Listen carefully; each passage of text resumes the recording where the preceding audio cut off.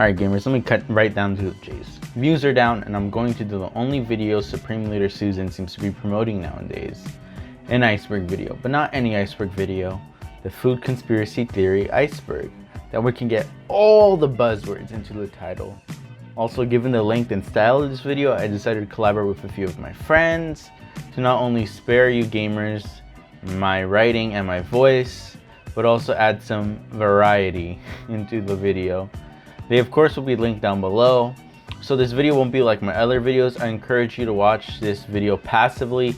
Put it on your headphones, AirPods, or Huawei FreeBuds and just listen to it in the background. Unless you find gameplay and visual gags funny. And before we get started, did you know that 586% of you guys watching my videos are not subscribed? If you would subscribe, like the video, and comment your social security number down below, that would help a lot with my crippling debt, and it is completely free to you.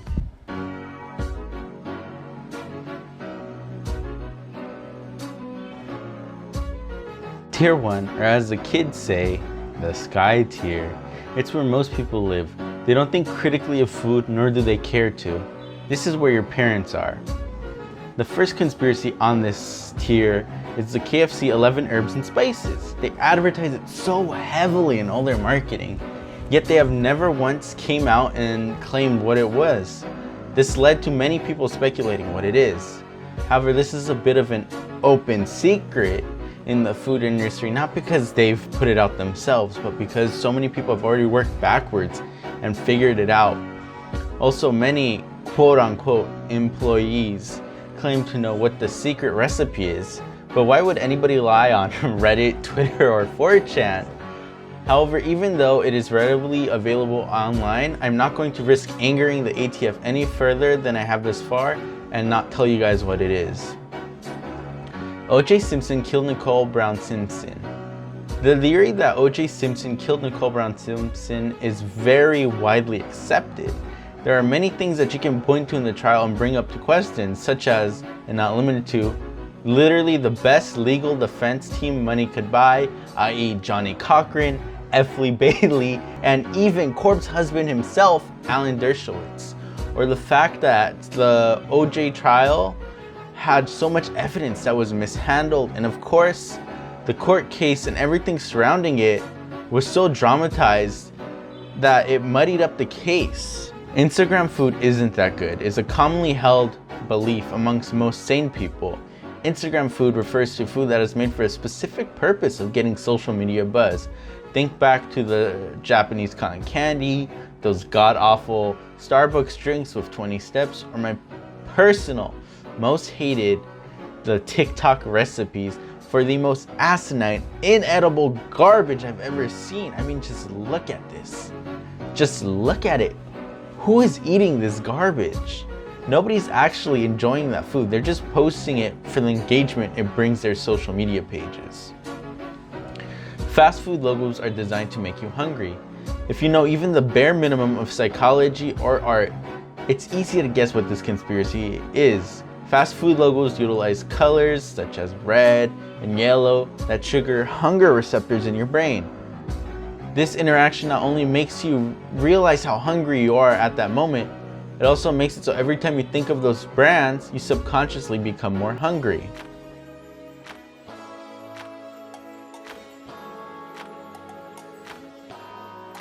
Hey, I'm Dylan, more commonly known as Propeller Duck on YouTube, and I'll be your host for the next tier. So, Tier 2, also known as the tip of the iceberg, that's where your auntie still shares BuzzFeed articles to her Facebook feed in 2021 lives. This is the tier where people who think they know everything are. The idea that food companies target kids with their marketing may seem trivial at first. However, if you take the marketing pill and see how far the rabbit hole goes, you would see that kids have a large percent of buying power over their parents. No sane adult is trying to eat sugary cereals and fast food every day, but a kid who has no concept of nutrition will just try to eat whatever they want, like that smartass in second grade who said when they become president of the world that everyone would get free candy every day.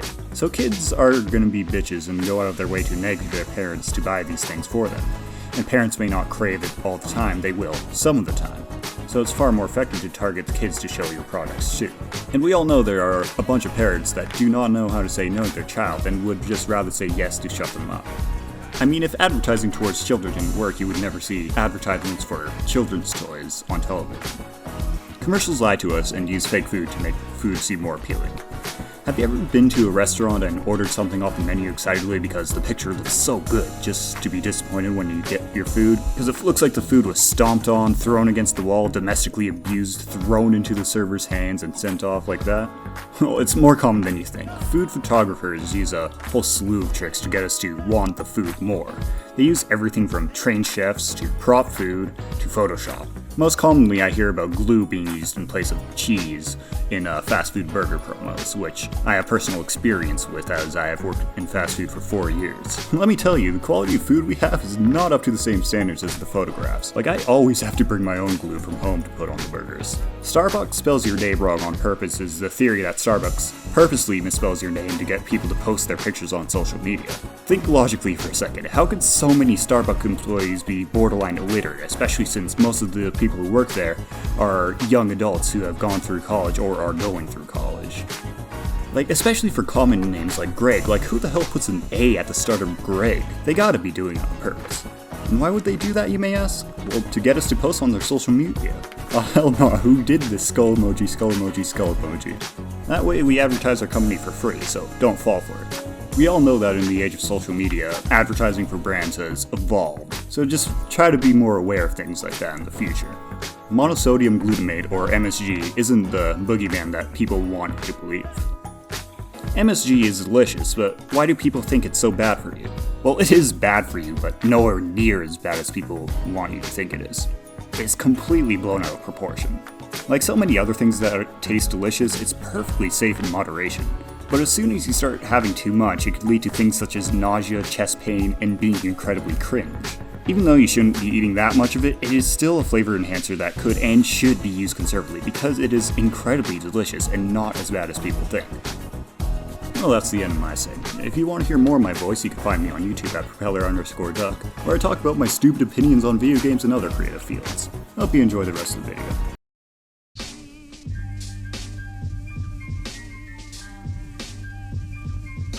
My name is Mikey Media, and I'm a part-time editor, full-time student, and full-on investigative journalist. Over the past month, I've been investigating the biggest food mysteries scientists still have no explanation for. I decided to start my journey with the restaurant we're all familiar with, the infamous McDonald's. Now, we all know that McDonald's is not good for you in any shape or form. But hey, it's a guilty pleasure for most people. I get that.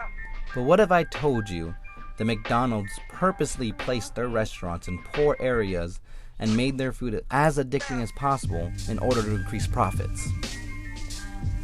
You already knew that? I thought that would be more groundbreaking. I wasn't aware this was common knowledge. So be it. I have plenty of more investigations I'm sure you've never heard of, like the Popeye's chicken sandwich. Now, we're all very aware of the clout this sandwich has. I mean, people were getting stabbed over it when it first dropped. But what was it about the sandwich that made it so desirable? Did it grant you 3 wishes if you ate it? Did Popeyes give you superpowers? Did Popeyes have a deal with the devil in order to make everyone love it? I decided to investigate myself. I bought every fast food chicken sandwich I can find in my local area and compared them to the Popeyes chicken sandwich. And the results were... Popeyes seasons their chicken. I mean, I can admit, that's a bit lackluster, but it's the truth. All the other chicken sandwiches are extremely bland and not even spicy, even when they said extra spicy. I mean, Popeyes was the only one who seasoned their chicken properly. I mean, I figured if the sandwich was so good, people were dying over it, there must be more to it, but no, it's just a normal-ass sandwich. Look, guys, I know my section of the video has been a bit lackluster, but you know what? There's an investigation that's still ongoing, but I'll let you in on it. I swear, it's an absolute doozy. I decided to investigate who the hell is keeping Long John Silver's alive. I have yet to meet a single person that actually likes Long John Silver's. The last time I drove by one, the parking lot was completely empty. I didn't even see an employee behind the desk. I decided to take initiative and call Long John Silver's corporate and ask who eats at their establishments. But when I popped the questions, they got extremely nervous and hung up without giving a clear answer. A few days later, I received a letter from Long John Silver's themselves stating I should stop looking for answers I may not like to find. That was the final straw. I went straight into the belly of the beast and applied for a position at Long John Silver. I used a fake identity in order to not arouse suspicion and was hired at the position of cashier. Things seemed suspicious yet. The only thing I was told before I started my first day was I should not go into the kitchen. I didn't question it. I was a cashier. The first day went exactly as expected. Not a single soul walked into the restaurant my entire shift. Despite this, the entire time I was there, I heard noise coming from the kitchen, clanking of pots, dishes being washed, frying of fish. On my second day there, I attempted to get a peek on what was going on in the kitchen, but as I walked towards the door, the manager shut me down with threats of termination if I walked back there. It was then that I knew the answers I was looking for would be found back there. I stole my manager's keys at the end of my shift and decided that under the cover of night, I should sneak into the restaurant and see what happens in the kitchen. I pulled into the restaurant parking lot 3 hours after closing, and despite not opening for another 4 hours, the kitchen light was still shining. I slowly approached the restaurant to make no noise as I entered. Once I unlocked the front door, I heard the kitchen clattering once again. It was at that moment I realized I've never seen a single member of the kitchen staff. Hell, I've never even seen another employee other than me and the manager. What could be back there? The noises of the kitchen continued to grow in volume as I approached. It just kept getting louder and louder. It was almost deafening. Then, the second I touched the door, like magic, it all stopped, except for little tip-taps, getting softer and softer. I slowly pushed the door open and peeked my head through. The kitchen was an absolute mess. Pots and pans everywhere, dishes on the floor and food scattered. I entered the kitchen and slowly approached the back. It was then I learned the truth about Long John Silver's. In the back of the kitchen was a giant crater with a set of stairs going down it. I did what any reasonable man would do. I pulled out my phone flashlight and walked down the stairs. They seemed to go on forever, but I knew there had to be an end. I just kept going down, and down, and down, until I froze in deafening fear as I started to hear small taps coming up the stairs. The taps just kept coming. Tap, tap, tap, until they slowly shifted to thuds. Boom, boom, boom. I know it was getting much closer than before. Something was coming up the stairs. I froze in absolute terror of what I may see. As the thuds grew louder and louder, I was able to make out an object. Humanoid. I turned up the brightness to my flashlight, and I saw him.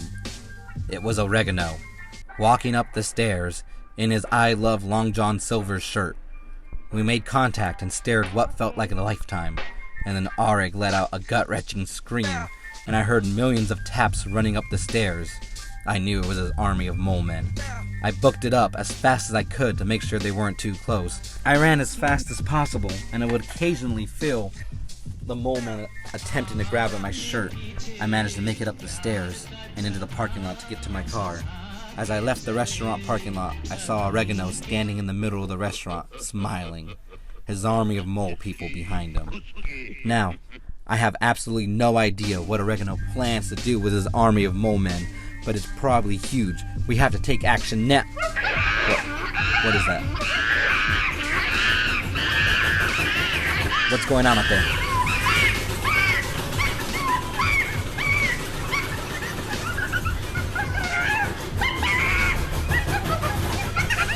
Oh no, he found me, guys. Whatever you do, don't trust Aregano. He will... Aregano, please, no, no!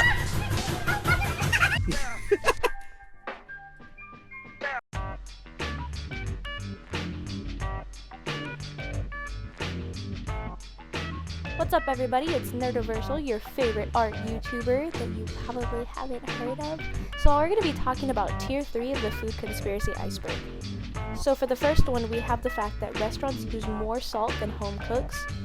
Most home cooks use table salt that's hard to control, whereas restaurants will use kosher salt, which makes it a lot easier to season their food, and generally they'll add a lot more kosher salt than a home cook would ever add table salt because they want it to taste good, and when you go out to a restaurant, you want to have good food, not bland food. And chefs want your food to be ready to eat by the time you eat it. They don't want you to have to add anything extra because they want your first taste to be like, oh wow, this is delicious. So this is probably why if you've ever gotten out to a restaurant and you're like, I want to make this at home, and then you make it at home, it tastes like pure and utter terrible dog shit. For the next one, we have that impossible meat is extremely unhealthy. So people usually think that impossible meat's actually really good for you because it is plant-based, and people assume that it's healthier and it's better for the environment. And while it does include healthy ingredients like vitamins and coconut oil, it's highly processed and has a lot of preservatives. And what the general consensus is that processed foods are the worst for the human body. And even though there is vitamins and nutrients in it, they're likely weighed out by the fact that it is so processed. The next one, we have GMOs are better for us than organic food. So this is actually widely argued among nutritionists, but the fact of the matter is that GMOs are quite literally designed to add more nutrition to food. And while organic foods don't contain pesticides or chemicals, they have less nutrition and they aren't protected against plant diseases that insects or viruses cause. Genetically modified foods are also specifically engineered so that they're more palatable, they are better for us, and such things like that. In fact, there's probably foods that you eat daily that are genetically modified that you wouldn't even think of. For example, bananas, its original ancestor that we genetically modified, had a lot of big seeds in it, which made it pretty hard to eat, so they just shrunk the seeds in modern bananas so that we can just eat that shit whole. Also, corn is also very genetically modified. In fact, about 85% of the corn grown in the US is genetically modified. So if you've ever eaten corn before, it's likely that you've already eaten a GMO food. Alright guys, for the last one on tier 3, we have the world is running out of chocolate. So according to scientists, the cacao plants that make chocolate are likely to be extinct by 2050. And this is because climate change is a bitch and it's deciding to raise the world temperatures, and cacao plants have to be grown in very specific temperatures. They were thinking that they could just raise the trees up so that they would be at a level that's more suitable and has better temperatures, but the only place that it could grow post-climate change apocalypse doesn't have suitable ground for growing. So far there's research being done to allow it to grow in greater heat and lower humidity, but there's not much coming out of that. Alright guys, and that was it for Tier 3 Iceberg. Come check out my channel at Nerdiversal. Thanks guys!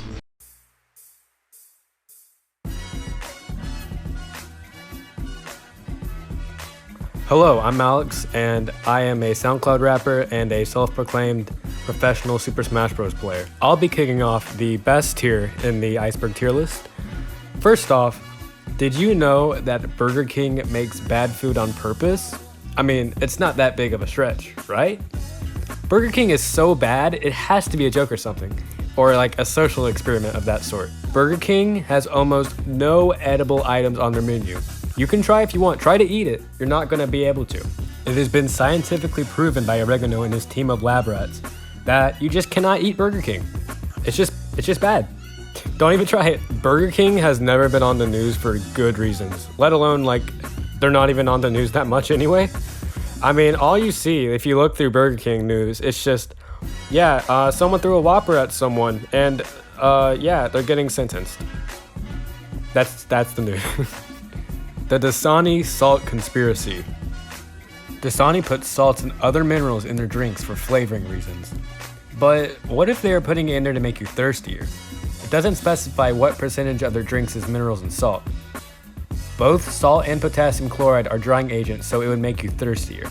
It's counterproductive unless they are making us more thirsty to buy more Coca-Cola products. This is only the second one we've gone too deep.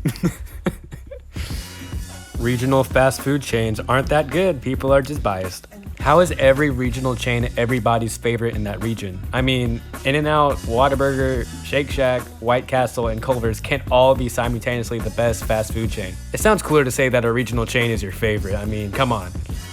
You're not gonna say, oh, I love McDonald's.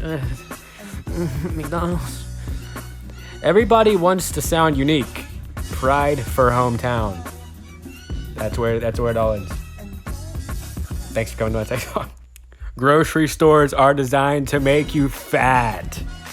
Grocery stores are intentionally designed to make you spend money on unhealthy food. Everything you need in a grocery store is on the walls and never in the aisles. For example, the meat, produce, dairy, and bread aisles.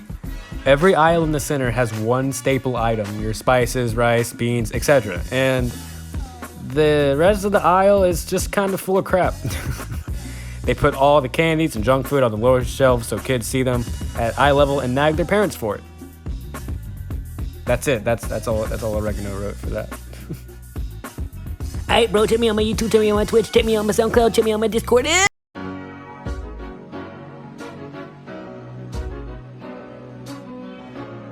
Alright gamers, if you made it this far, congratulations. This is the bottom of the iceberg. This is where the weak become based and food-pilled. The people on this tier wear Rick Owens in public and browse 4chans. Don't mention these theories in certain circles or risk getting yourself killed. Soy is being put in all of our foods to make us weak and subservient. This theory is quite a hot take because the idea that soy contains estrogen is already seen as an alt-right conspiracy. However, if we take the rabbit hole and go deeper down it, we can already see that science backs up the idea that soy contains trace amounts of estrogen in it. So if that's the case, why are there so many new foods on the market that have so much soy in it? It started only with things such as soy milk being the main milk alternative and tofu, but now it's snowballed to meat substitutes being made completely out of soy, soy being put in gluten-free bread. Near everything you can consume has soy in it now. Even meal replacements such as Soylent contain nothing but soy and some other fillers, and those are being seen as healthy alternatives to eating. Now, here's where we have to take a food pill and assume corporations don't care about us. The reason they want to put soy in our foods is to poison us with estrogen. They want to make our men weaker by destroying their natural male hormones and giving them female hormones, making them lethargic, physically weaker, infertile, and ruin them emotionally. But they are not content with just harming the men. No. They took it a step further. And even though estrogen is a natural female chemical, it can really harm women as well. Too much estrogen in women can lead to not only emotional and mental problems, but also anxiety, fatigue, memory problems, and even infertility. But the rabbit hole just doesn't stop at the adults. These sick people are also targeting the kids. Too much estrogen in both boys and girls, either in their pre-pubescent stage, can cause so many problems for their development. It can permanently scar them, causing them to go through puberty early, infertility in boys, and of course, like I've been saying this, a whole lot of mental problems, just like in adults. Gamers, read your labels, don't eat the soy, and don't trust anyone. Vegans are subhuman. The theory that vegans are subhuman is because they don't eat cooked meat, and because of that they are regressing as a species. All cooked meats, whether it be chicken, beef, pork, fish, etc., all contain vitamins and protein that allow humans to have higher brain function.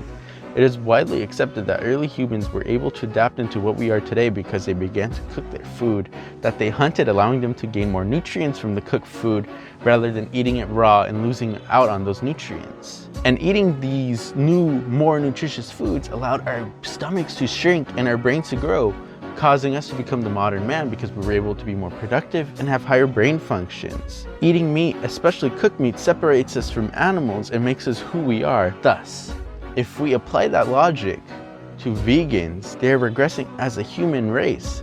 They're a subhuman race because they aren't getting the proteins and vitamins that meat eaters are getting.